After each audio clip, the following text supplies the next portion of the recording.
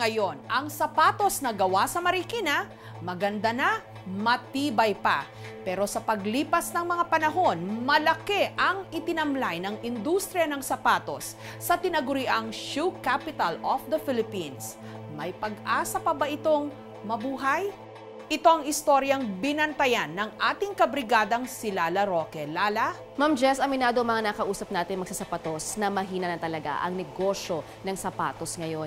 Bagaman, meron tayong nakausap na mula daw nang pumasok siya sa online shopping ay tumaas ng 30% ang kanyang benta. Kaya naman ito ang kanilang nakikitang paraan para muling manumbalik ang negosyo ng pagsasapatos ng ating mga kababayan. Ma'am Jess. Ang kalaban ng Made in Marikina, Lala, Made in China. Paano ba yan?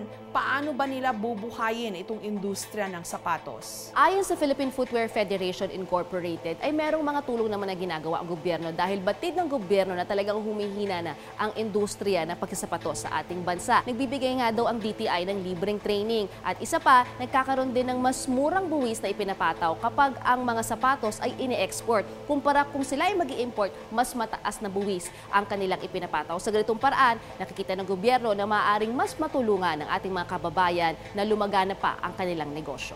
Maraming salamat, Lala. Ang industriya ng sapatos sa Marikina, may pag-asa pa bang mabuhay? Ito ang istoryang binantayan ng ating kabrigadang si Lala Roque.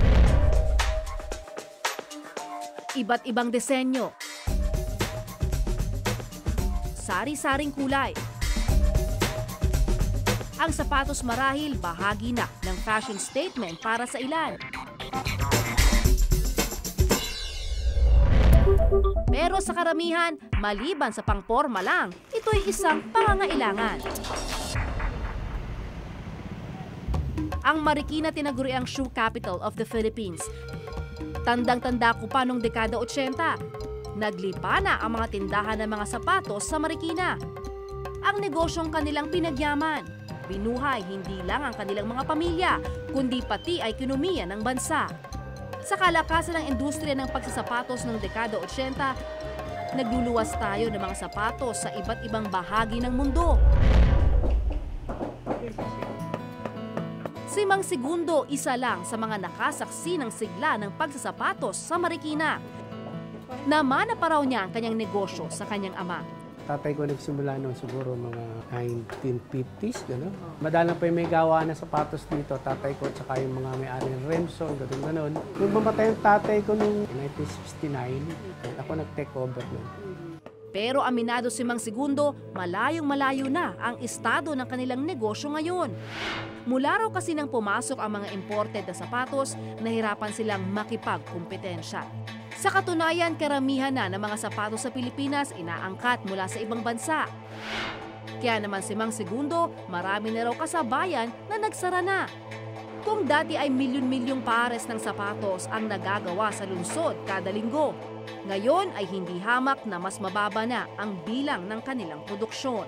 Pero Marcelo, malakas pa eh. Matay si Ninoy, tapos matapos si Tory, pumasok si Ramos, pinapasok yung mga China. Kaya alam naman tayo mga Pinoy, pagka-imported, gusto natin. Yung araw, mga silong-silong, mag-asawa lang. Meron lang gawa ng sapatos. Ngayon, kokoti na lang. Sa ganito pong sitwasyon, aminado kayo na medyo hirap ngayon ng negosyo. Naisipan niyo ba na mag-iba na lang ng negosyo? Kasi nakita ko talagang bisan pagkain na. Bakit Kasi, po? mas malakikita ng pagkain, kaskas pa. Ang anak ni Mang Segundo na si Gilbert na magmamana sana ng negosyo ng kanilang pamilya. Tila nagkukumahog na ring maipagpatuloy ang kabuhayang bumuhay noon sa kanyang lolo't ama. Itong sapatos na to, magkano ang puhunan nyo dito o kikitain nyo sa isang pares nito kasama na yung... Mga 200. Ang benta?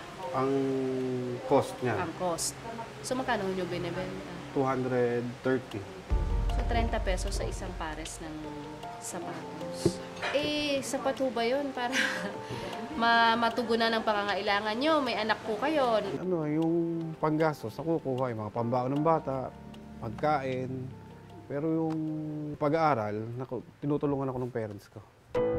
Hindi rin daw agad bumabalik ang puhunan. Minsan pangaraw, may bumabalik pang orders kaya dapat mahaba-haba ang kanilang PC. Marahil ito na rin ang dahilan kung bakit may agam-agam at ngayon ibang linya ang tinatahak ng kanyang mga anak. Tansya niyo ho ba maipapasa niyo pa itong negosyo niyo sa mga anak niyo? Kung ayaw ng mga anak ko eh. Ayaw nila. Gusto ibang business na lang o kaya magtrabaho na lang. Bakit ho kaya nawala na yung interes? Anong tingin yung dahilan? Nila nakita nila mahirap yung hirap nung maghahanap ka ng puhunan, hirap ka ng pansweldo, problema sa pagkuha ng tao, tapos paghirap pagkuha ng orders. As of now po, malayo po kasi siya sa line of work ko eh. Nasa culinary po ako ngayon, industry. And syempre, ang layo po ng shoe business. Pero ito na po kasi yung kinalakihan ko. So if given a chance naman po, kung kunyari, hindi ako mag-succeed now in my line of work, pwede naman pong ituloy kasi yung shoe business po para sa amin, sa family, it's not just the shoes. Nasa tao din po eh. Kasi kung mapapansin niyo po, matagal na din po yung mga tao sa amin. So, yun siguro po yung maging factor para ituloy ko yung business. Hindi lang si Gilbert ang umaaray sa paghina ng industriya ng pagsasapatos. Ramdam din ito ng mga gaya ni Aling Emelita, isa sa mga trabahador sa paggawaan ng sapatos ni na Gilbert. Ang kita namin noon, panahon ng mga 80s, talagang masasabi mong kahit ikay manggagawa lang, makakapagparal ka. Pero sa ngayon, hindi mo masasabi na ikay makapagpaparal dahil sa hirap ng buhay ngayon. Ipinakita sa akin ni Aling Emelita kung paano sila gumawa ng sapatos. Paraang na-master na raw nila sa loob ng mahigit 50 taon. Ngayon, susubukan natin gumawa ng sapatos. Sabi kasi ni Sir Gilbert, pagkalakasan na abot ng 500 kada linggo ang ginagawa nila. Pero pag mahina, 100. Tingnan natin kung gaano ba kahirap gumawa nito at kailangan kasi metikuloso ang paggawa para hindi agad masira ang mga sapatos na gawa sa Marikina. Pag nagupit ko yung sinulit, sira na yun? Magugupit yung tahi. Doon, ibabaybay mo dito. Dito po ganyan. Pantay lang po. Tama ba ako? Talaga kasama yung pokpok sa ano. Kasama po yun. Pag hindi napukpok ang Hindi matututo. Hindi uli. Babalik yun.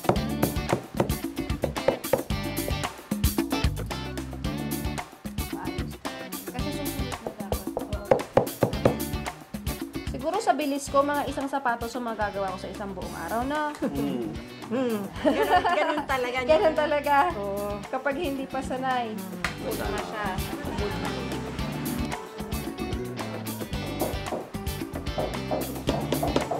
Yan. Kumbaga nakita na natin yung magiging itsura ng sapatos. Ito patutuyuin po to sa loob ng 1 oras. Ganun din yung gagawin natin sa likod. Sa huli, umaasa si Aling Emelita na ang pamamarang ito ng paggawa ng sapatos na kanilang nilinang at pinagyaman, hindi lang basta-basta mababaon sa limot. Pero hindi lang ang mga gumagawa ng sapatos sa Marikina ang apektado ng paglamlam ng industriya. Sa mataong lugar ng Quiapo sa Maynila, natagpuan ko si Mang Felix. Halos 40 taon na siyang sapatero. Pero hindi tulad ng iba na may mga tauhan at makina. Ang puhunan ni Mang Felix, ang lagay ng prutas na ito na nagsisilbi na rin kanyang upuan at taguan ng mga gamit. At isang maliit na lamesa naman para patungan ng mga gawang sapatos. Mano-mano lang ang paggawa niya ng mga sirang swelas. Anong mga kaso? Tahe? Oo, yan. Wala ko kayong makinarya dito. Paano tinatahe? Kamay. Mano-mano. Mano-mano. Magkano ang singil nyo pag ano to? Yan, 75. 75 tahe. Piso. To katabi lang ni Mang Felix, may nagtitinda ng mga tsinela, sapatos pambabae, at panlalaki. Napakadami. Tanungin natin, Nay, magkano po bentahan natin dito sa pambabaeng sapatos? May 80. May 100. Yun po, yung sa panlalaki. 100. Eh kasi yung dati mas mahal ang sapatos eh. At least ngayon mas bagsak presyo. Bagsak presyo. Galing yata yan sa ibang lugar. Kaya binibili lang namin sa Divisoria yan. Oo. Ayun, yung kalaban ni Mang Felix. Yung kanyang tahe, i-repair lang 75 pesos. Pero yun, bagong-bagong sapatos sa panglalaki, pwedeng mabili ng 100 piso. Ang Philippine Footwear Federation Incorporated aminadong matamlay na ang industriya ng sapatos sa bansa. Pero nagtutulungan na raw sila at ang pamahalaan para masolusyonan ito. You have to train That's why we have the facilities, the self-service facilities that was given by DTI. Ang DTI has been a very, very big help to us, to the industry. Ngayon, it's up to the players whether they want to avail of this. Bukod dito, lagi rin daw pinapaalala ng pamahalaan kung bakit dapat laging tangkilikin ang sariling atin. This coming October 26, opening ng Sapatos Festival. Saka yung sinasabi mong expo, mayroon din by November 6, magkakaroon ng exhibit dyan sa 4th floor ng City Council Building.